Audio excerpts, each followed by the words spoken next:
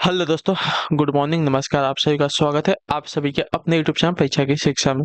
उम्मीद कर रहा हूँ, आशा कर रहा हूँ कि आप सभी स्वस्थ हैं, कुशल मंगल है, पिताजी जो है बढ़िया और अच्छे तरीके से आप सभी लोग कर रहे थे। जो भी क्लास में फर्स्ट टाइम आए हैं, पहली बार आए हैं, नए हैं, उसी को बता देगा हमारे यहाँ पे आपकी UP triple S C PT exam 2025 की जो की तैयारी साथी आपकी रेगुलर बेसिस पे करवाई जाए। तो जिसे भी तैयारी पूरी करनी है, कंप्लीट करनी है, चैनल को सब्सक्राइब करके आप लोग हमारे साथ जुड़े हैं। क्लास का समय देखिए, जीके जीएस की जो है सुबह 10 बजे डेली आपको देखने को मिल जाएगी। ग्राफ और मैथ्स की जो क्लास है दोपहर को 2 बजे देखने को मिल जाएगी। हिंदी की जो क्लास है आपको शाम को 7 बजे देखने को मिलेगी। इसी टाइम पे आप सबको क्लास से जुड़ के तैयारी को पूरा कंप्लीट करना है। नीचे डिस्क्रिप्शन में आपको इंस्टाग्राम टेलीग्राम का लिंक मिलेगा, तो आप हमें इंस्टाग्राम पे फॉलो कर लीजिएगा। टेलीग्राम चैनल को ज्वाइन कर ले। टेलीग्राम चैनल पर डेली बेसिस पे क्लास का अपडेट और एग्जाम का अपडेट है जो भी आपको रहेगा बता दिया जाएगा। ठीक है, 6 और 7 सितंबर को क्या है आपका एग्जाम डेट है। इतना तो सभी को अभी तक पता चल गया होगा। ठीक है, तो चलिए क्लास से स्टार्ट करेंगे बिना किसी तरीके के। क्वेश्चन आपके एग्जाम के लिए बहुत ही इंपॉर्टेंट। क्लास से स्टार्ट करने से पहले जिसने अभी तक क्लास को लाइक नहीं किया, लाइक करेंगे, शेयर नहीं किया, शेयर करेंगे, जिसने अभी तक चैनल को सब्सक्राइब नहीं किया वो लोग चैनल को सब्सक्राइब कर लीजिएगा। ठीक है, पहला क्वेश्चन आपके सामने दिया है। क्वेश्चन नंबर 1 है, निम्नलिखित में से कौन सा सिंधु घाटी सभ्यता का एक प्राचीन पत्तन है? बताइए। पत्तन यानी कि बंदरगाह होता है। ठीक है, तो निम्नलिखित में से कौन सा जो है सिंधु घाटी सभ्यता का एक प्राचीन पत्तन है? मोहनजोदड़ो, कालीबंगा, हड़प्पा या लोथल? तो आपका राइट आंसर हो जाएगा ऑप्शन नंबर डी, लोथल। ठीक है, लोथल जो है प्राचीन सिंधु घाटी सभ्यता के शहरों में से एक बहुत ही महत्वपूर्ण शहर है। ठीक है, चलिए अगले क्वेश्चन की तरफ बढ़ेंगे। आपका है दूसरा नंबर, सिंचाई के लिए 16 मील लंबी चोल झील झील का निर्माण जो है इनमें से किस चोल शासक ने करवाया था? बताइए। सिंचाई के लिए 16 मील लंबी जो है चोल झील का निर्माण जो है इनमें से किस चोल शासक ने करवाया था? अधिराज ने, राजेंद्र प्रथम ने, राज प्रथम ने, इनमें से किसी ने नहीं। तो इसका राइट आंसर हो जाती है राजेंद्र प्रथम ने इसका निर्माण करवाया था चोल झील का, जो कि 16 मील लंबी है। तो ऑप्शन नंबर आपका बी राइट हो जाएगा। ठीक है, क्लियर है सभी को?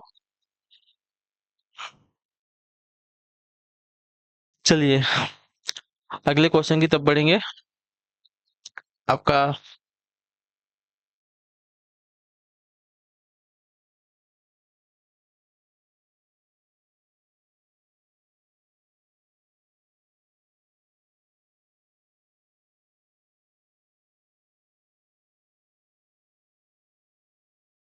तीसरा नंबर क्वेश्चन है, भारत पर तैमूर ने किस वर्ष आक्रमण किया था? बताइए, भारत पर तैमूर ने जो है किस वर्ष आक्रमण किया था? इसका राइट आंसर क्या हो जाएगा?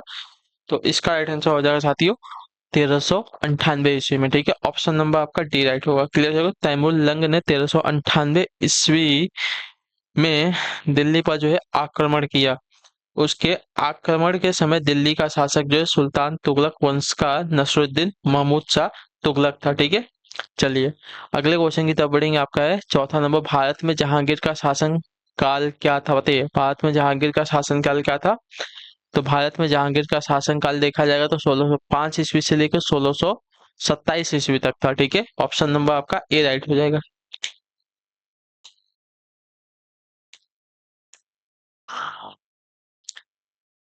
जहांगीर ने अकबर की मृत्यु के बाद जो 1605 ईस्वी में मुगल साम्राज्य की सत्ता प्राप्त की तथा 1627 ईस्वी में अपने निधन तक जो है मुगल शासक बना रहा था। ठीक है, अगला प्रश्न है आपका पांचवा नंबर, वास्को डी गामा किस वर्ष जो है कालीकट में उतरा था? बताइए, वास्को डी गामा जो है किस वर्ष में कालीकट पर उतरा था?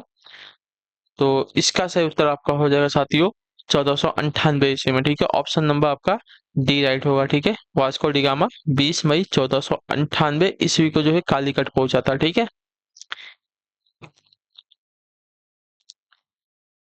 अगला क्वेश्चन है आपका छठा नंबर, देखिएगा ध्यान से और बताइएगा राइट आंसर। श्रीरंगपट्टनम की लड़ाई में अंग्रेजों ने किसे पराजित किया था? बताइए, श्रीरंगपट्टनम की लड़ाई में अंग्रेजों ने किसे पराजित किया था? तो इसका राइट आंसर आपका हो जाएगा साथियों टीपू सुल्तान को। ठीक है, ऑप्शन नंबर आपका सी राइट होगा। श्रीरंगपट्टनम की लड़ाई में अंग्रेजों ने जो है टीपू सुल्तान को पराजित किया था। ठीक, क्लियर है?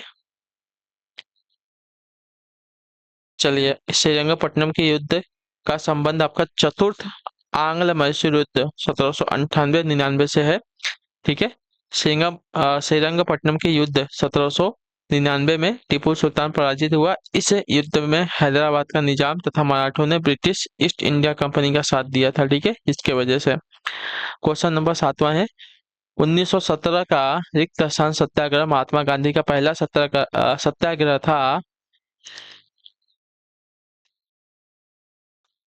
और भारतीय स्वतंत्रता आंदोलन में एक बड़ा विद्रोह था। ठीक है, कौन सा सत्याग्रह? तो आपका राइट आंसर होता है चंपारण सत्याग्रह। ठीक है, ऑप्शन नंबर आपका डी राइट होगा। 1917 का चंपारण सत्याग्रह जो है महात्मा गांधी का पहला सत्याग्रह था और भारतीय स्वतंत्रता आंदोलन में एक बड़ा विद्रोह था। ठीक है, जो कि तीन कठिया के विरुद्ध लड़ा गया था। ठीक है, चलिए क्वेश्चन नंबर आपका 8वां है,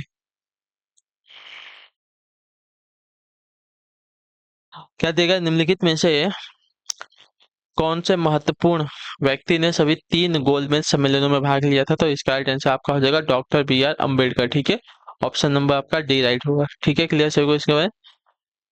डॉक्टर बी आर अम्बेडकर जो है सभी तीन गोलमेज सम्मेलनों में भाग लिया था। ठीक है, अगला क्वेश्चन आपका 9 नंबर, अंग्रेजों के विरुद्ध खान अब्दुल गफ्फार खान द्वारा प्रारंभ किए गए आंदोलन का नाम क्या था? बताइए।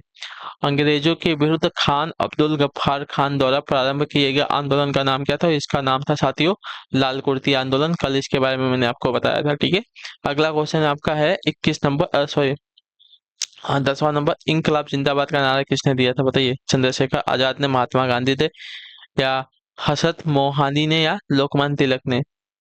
इंकलाब जिंदाबाद, तो इंकलाब जिंदाबाद का नारा किसने दिया था? तो इसका राइट आंसर आपका हो जाएगा साथियों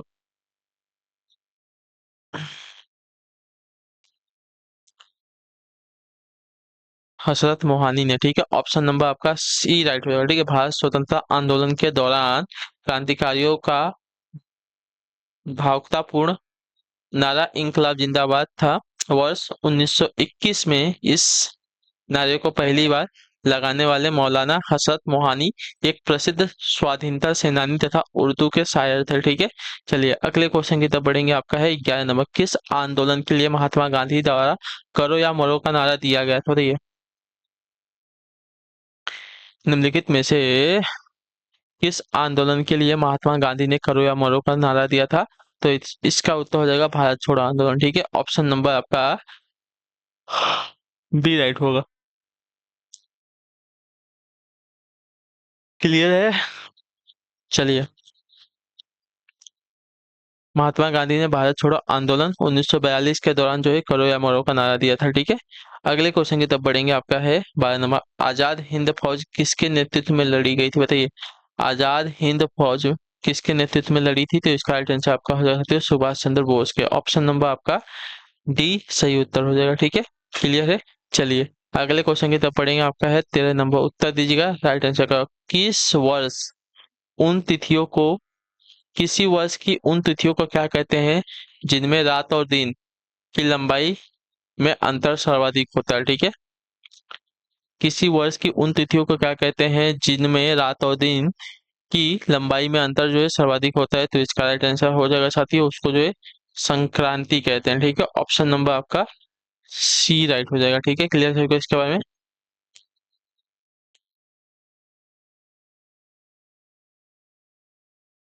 चलिए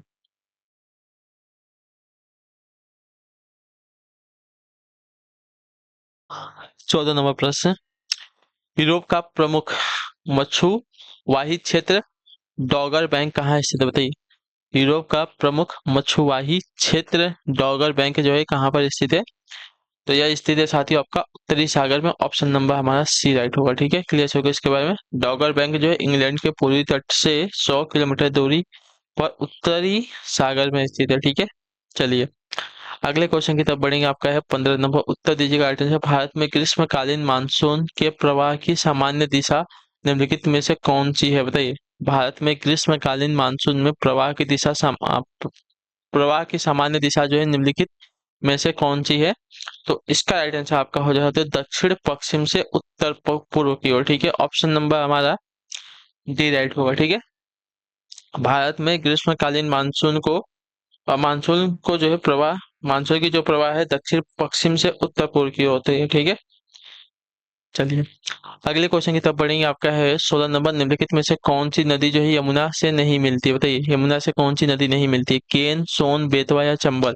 तो यमुना से नहीं मिलने वाली नदी आपकी जो है यहाँ पे सोन हो जाएगी। ठीक है, ऑप्शन नंबर हमारा बी राइट होगा। ठीक है, यमुना जो है गंगा की सबसे प्रमुख सहायक नदी है और इसकी कुल लंबाई आपकी 1384 किलोमीटर है। चलिए, केन बेतवा चंबल जो है यमुना की सहायक नदी हो जाएगी। ठीक है, लेकिन सोन जो है इसकी सहायक नदी नहीं है यमुना की, और यमुना जो है गंगा की सहायक नदी है। ठीक है, 17 नंबर क्वेश्चन है, भारत का सर्वाधिक लंबा राष्ट्रीय राजमार्ग कौन सा है? इसका राइट आंसर आपका हो जाएगा NH44। ठीक है, नेशनल हाईवे 44 राष्ट्रीय राजमार्ग NH44 जो है भारत का सबसे लंबा या बड़ा जो है राजमार्ग है। ठीक है, यह उत्तर में श्रीनगर को दक्षिण में कन्याकुमारी से जोड़ता है और इसकी कुल लंबाई आपकी 3745 किलोमीटर है। ठीक है, अगला क्वेश्चन आपका 18 नंबर क्या देगा? राष्ट्रीय आय को प्राय कहा जाता है, क्या बताइए? राष्ट्रीय आय को प्राय क्या कहा जाता है? तो राष्ट्रीय आय को प्राय कहा जाता है साथियों आपका साधन लागत पर शुद्ध राष्ट्रीय उत्पाद। ठीक है, ऑप्शन नंबर हमारा डी राइट होगा। साधन लागत पर शुद्ध राष्ट्रीय उत्पाद को ही जो है राष्ट्रीय आय कहते हैं। राष्ट्रीय आय अथवा साधन लागत पर शुद्ध राष्ट्रीय उत्पाद जो है मजदूरी, लगान, ब्याज और लाभ के रूप में जो है उत्पादन के साधनों को दिए जाने वाले भुगतानों को बताती है। ठीक है, चलिए अगला क्वेश्चन आपका 19 नंबर, योजना आयोग के स्थान पर केंद्र सरकार द्वारा कौन सा आयोग गठित किया गया है? बताइए, योजना आयोग के स्थान पर केंद्र सरकार द्वारा कौन सा आयोग गठित किया गया है? तो आपका राइट आंसर हो जाएगा नीति आयोग। ठीक है, ऑप्शन नंबर हमारा ए राइट हो जाएगा। ठीक है, योजना आयोग के स्थान पर केंद्र सरकार द्वारा जो है नीति आयोग गठित किया गया है। क्लियर है? 2015 से। ठीक है, और नीति आयोग की स्थापना आपकी 1 जनवरी 2015 को की गई थी। नीति आयोग का पूरा नाम आपका राष्ट्रीय भारत परिवर्तन संस्थान है। ठीक है, और इस आयोग का अध्यक्ष जो है भारत के प्रधानमंत्री तथा उपाध्यक्ष की नियुक्ति जो है प्रधानमंत्री द्वारा की जाती है। अगला क्वेश्चन है आपका 20वां, भारतीय खाद्य निगम की स्थापना कब हुई थी? तो भारतीय खाद्य निगम की स्थापना आपकी जो है 14 जनवरी 1965 को हुई थी। ऑप्शन नंबर हमारा बी राइट होगा। ठीक है, क्लियर सको, भारतीय खाद्य निगम की स्थापना आपकी 14 जनवरी 1965 को की गई थी। ठीक है, क्लियर है? अगले क्वेश्चन की तरफ बढ़ेंगे। आपका 21 नंबर, पीत क्रांति किससे संबंधित है? बताइए, पीत क्रांति का संबंध किससे है? तो पीत क्रांति का संबंध आपका जो है तिलहन उत्पादन से है। ठीक है, पीत क्रांति या तो पीली क्रांति इसको कहते हैं, तो इसका संबंध जो है आपका तिलहन उत्पादन से है। तो ऑप्शन नंबर हमारा बी राइट हो जाएगा। ठीक है, क्लियर है? अगला प्रश्न देखेंगे, आपका है 22 नंबर प्रश्न, उत्तर दीजिएगा। भारत का संविधान संविधान सभा द्वारा रिक्त स्थान को अपनाया गया था और 26 जनवरी 1950 को लागू हुआ था। कब अपनाया गया था यह? तो भारत का संविधान जो आपका 26 नवंबर 1949 को अपनाया गया था। ठीक है, और 26 जनवरी 1950 को लागू हुआ था। तो ऑप्शन नंबर हमारा सी राइट हो जाएगा। ठीक है, क्लियर सभी को इसके बारे में? चलिए अगले क्वेश्चन की तरफ बढ़ेंगे। आपका है 23 नंबर, निम्नलिखित में से किसको जो है संविधान की आत्मा के रूप में माना गया है? बताइए, निम्नलिखित में से किसको जो है संविधान की आत्मा के रूप में माना गया है? तो संविधान की आत्मा के रूप में माना गया है आपका प्रस्तावना को। ठीक है, ऑप्शन नंबर हमारा सी राइट हो जाएगा। ठीक है, क्लियर है?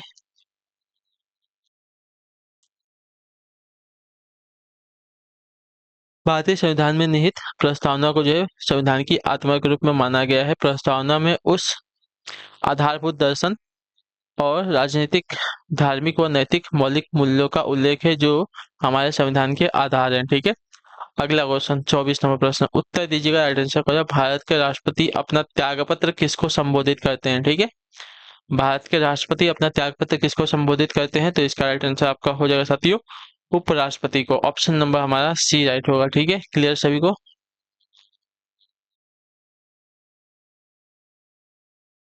चलिए अगला क्वेश्चन 25 नंबर क्या देगा? संविधान के किस अनुच्छेद में चुनाव का उल्लेख किया गया? बताइए, संविधान के किस अनुच्छेद में चुनाव का उल्लेख किया गया है? तो इसका किया गया है साथियों अनुच्छेद 324 में। ठीक है, ऑप्शन नंबर हमारा सी राइट होगा। ठीक है, क्लियर सभी को? भारतीय संविधान का अनुच्छेद 324 यह उपबंधित करता है कि निर्वाचन आयोग जो है मुख्य निर्वाचन आयुक्त और अन्य आयुक्तों से मिलकर बना होता है। चुनाव आयोग एक आपका अखिल भारतीय संस्था है क्योंकि यह जो है केंद्र व राज्य सरकार दोनों के लिए समान है। ठीक है, चलिए, अनुच्छेद 20 में जो है लोक सेवा आयोग के कृत्यों से संबंधित उपबंध है, और 322 में जो है लोक सेवा आयोग के वयों का उल्लेख है, और 326 में जो है लोकसभा और राज्यसभा की विधानसभाओं के लिए निर्वाचन का वयस्क मताधिकार के आधार पर होना शामिल है। ठीक है, चलिए अगला आपका 25 नंबर होगा, 26 नंबर क्वेश्चन है, संविधान के भारत के संविधान के किस संशोधन अधिनियम में पंचायती राज को एक आपका संवैधानिक निकाय बनाया है, बताइए। भारत के संविधान के किस संशोधन अधिनियम ने पंचायती राज को एक आपका संवैधानिक निकाय बनाया था, तो इसका राइट आंसर आपका हो जाएगा साथियों 1992 का 73वां संविधान संशोधन अधिनियम। ऑप्शन नंबर आपका ए राइट होगा। ठीक है, 73वां संविधान संशोधन अधिनियम 1992 द्वारा पंचायती राज को एक संवैधानिक निकाय के रूप में स्थापित किया गया। ठीक है, इस संशोधन के द्वारा संविधान में जो है भाग 10 का उपबंध किया गया है। ठीक है, चलिए अगले क्वेश्चन की तरफ बढ़ेंगे। आपका 27 नंबर क्वेश्चन क्या देगा है, आवेशित की गई वस्तु द्वारा किसी अन्य आवेशित न की गई, अच्छा आवेशित की गई वस्तु द्वारा अन्य आवेशित की गई वस्तु अथवा आवेशित न की गई वस्तु पर लगाए गए बल को क्या कहते हैं, बताइए।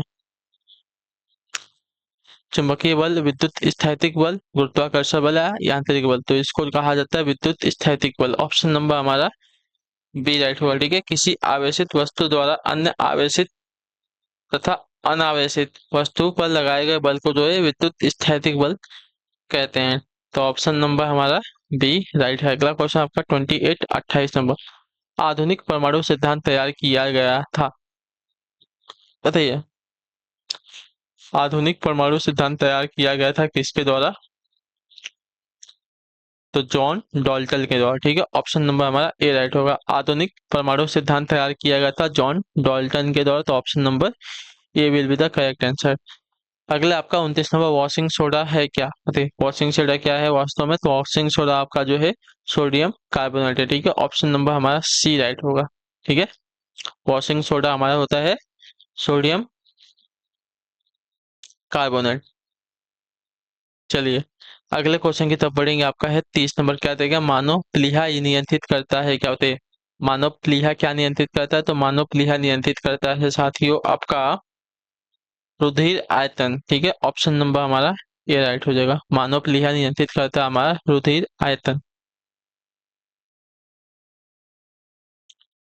चलिए अगले क्वेश्चन की तरफ बढ़ेंगे। आपका है 61 नंबर, क्या दिया गया है, ध्यान से देखिए, माउंट एवरेस्ट पर चढ़ने वाली प्रथम भारतीय महिला कौन थी, तो मैंने इसके बारे में आपको बहुत बार बता चुका है, बहुत बार बता चुका है, बछेंद्री पाल। ठीक है, ऑप्शन नंबर हमारा डी राइट होगा। माउंट एवरेस्ट पर चढ़ने वाली प्रथम भारतीय महिला बछेंद्री पाल थी। ठीक है, वह माउंट एवरेस्ट पर सफलतापूर्वक चढ़ाई करने वाली विश्व की 5वीं महिला थी और भारत की पहली थी। ठीक है, बछेंद्री पाल ने यह उपलब्धि जो है 23 मई जो है 1984 को हासिल की थी। ठीक है, कब, तो 23 मई 1984 को। अगला क्वेश्चन आपका है 62 नंबर, अंतरिक्ष में भेजा गया भारत का पहला उपग्रह कौन सा था, तो अंतरिक्ष में भेजा गया भारत का पहला उपग्रह आपका आर्यभट्ट था। ऑप्शन नंबर हमारा सी राइट होगा। ठीक है, अंतरिक्ष में भेजा गया भारत का प्रथम उपग्रह जो है आर्यभट्ट था, जिसका प्रक्षेपण आपका कॉस्मोस 3M यान के माध्यम से 19 अप्रैल 1975 को किया गया था। ठीक है, अगला क्वेश्चन 73 नंबर, प्रत्येक वर्ष कितने नोबेल पुरस्कार दिए जाते हैं, तो प्रत्येक वर्ष जो है नोबेल पुरस्कार दिए जाते हैं आपके 6। ठीक है, ऑप्शन नंबर हमारा डी राइट होगा। ठीक है, क्लियर सर को, शांति के क्षेत्र में, साहित्य के क्षेत्र में, भौतिकी के क्षेत्र में, रसायन के क्षेत्र में, चिकित्सा और अर्थशास्त्र के क्षेत्र में जो है दिए जाते हैं। अगले क्वेश्चन की तरफ बढ़ेंगे। आपका 64 नंबर, एशिया की सबसे बड़ी प्याज की मंडी कहाँ है स्थित, बताइए एशिया की सबसे बड़ी प्याज की मंडी कहाँ पर स्थित है, तो एशिया की सबसे बड़ी प्याज की मंडी आपकी देखी जाएगी तो लासल गांव में स्थित है। ऑप्शन नंबर हमारा ए राइट हो जाएगा। ठीक है, क्लियर है, लासल गांव में, लासल गांव में एशिया की सबसे बड़ी प्याज की मंडी अवस्थित है। ठीक है, लासल गांव जो है महाराष्ट्र के नासिक जिले में अवस्थित है। अगला क्वेश्चन है आपका 65 नंबर, पोटाला पैलेस, ठीक है, जो कि एक आपका 7 मंजिला भवन है, किससे संबंधित, बताइए पोटाला पैलेस जो कि एक 7 मंजिला भवन है, किससे संबंधित है, तो ये संबंधित है साथियों आपकी दलाई लामा से। ठीक है, ऑप्शन नंबर हमारा बी राइट होगा। ठीक है, क्लियर हो गया इसके बारे में।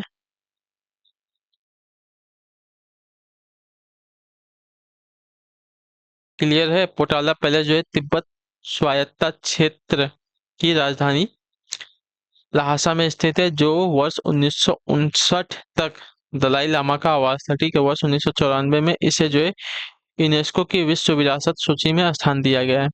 अगला क्वेश्चन आपका 66 नंबर, अंतर्राष्ट्रीय न्यायालय का मुख्यालय कहाँ पर है? तो अंतर्राष्ट्रीय न्यायालय का मुख्यालय अगर देखा जाएगा तो आपका द हेग नीदरलैंड में। ठीक है, ऑप्शन नंबर हमारा सी राइट हो जाएगा। ठीक है, द हेग जो है नीदरलैंड में स्थित है, तो ऑप्शन नंबर सी सही उत्तर हो जाएगा, अंतर्राष्ट्रीय न्यायालय का मुख्यालय।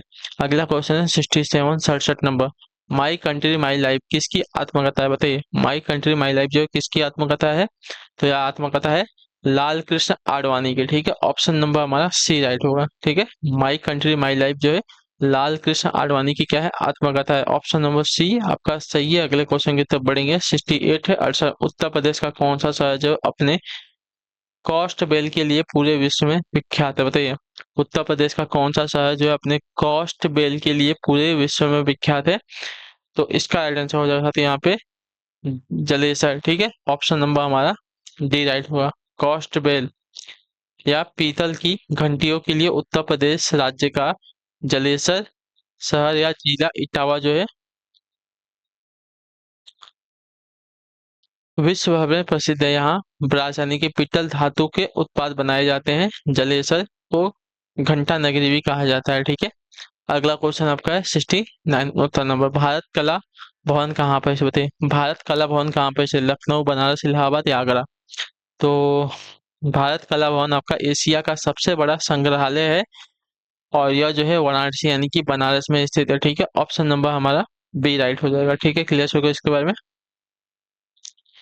बनारस के काशी या बनारस हिंदू विश्वविद्यालय में स्थित है। ठीक है, क्लियर है। और इसकी स्थापना आपकी राय कृष्ण दास ने जो है राय कृष्णदास ने वर्ष 1920 में की थी। इसमें भारत में प्रचलित सभी शैलियों के चित्र का संग्रहण है। ठीक है, चलिए अगला क्वेश्चन आपका 70 नंबर, आखिरी क्वेश्चन, किस दिन जो है राष्ट्रीय मतदाता दिवस मनाया जाता है? बताइए, किस दिन को जो है राष्ट्रीय मतदाता दिवस मनाया जाता है? तो आपका राइट आंसर यहाँ पे हो जाएगा साथियों 25 जनवरी को। ऑप्शन नंबर हमारा ए राइट होगा। ठीक है, 25 जनवरी को जो है हमारा राष्ट्रीय मतदाता दिवस मनाया जाता है, तो ऑप्शन नंबर हमारा ए जो दिया गया साथियों आपका राइट आंसर होगा। ठीक, क्लियर है। चलिए इसी के साथ जो आपकी क्लास है आज की यहीं पे पूरी होती है, कंप्लीट होती है। तो क्लास कैसी लगी नीचे कमेंट करके बता दिए। ठीक है, क्लास को लाइक कर दीजिएगा, चैनल पर पहले चैनल को सब्सक्राइब कर लीजिएगा। ठीक है, और हम आपसे मिलते हैं आपकी नेक्स्ट क्लास में। तब तक के लिए टाटा बाय बाय, जय हिंद, जय भारत। आपसे क्लास से जुड़ने के लिए बहुत बहुत ही धन्यवाद साथियों।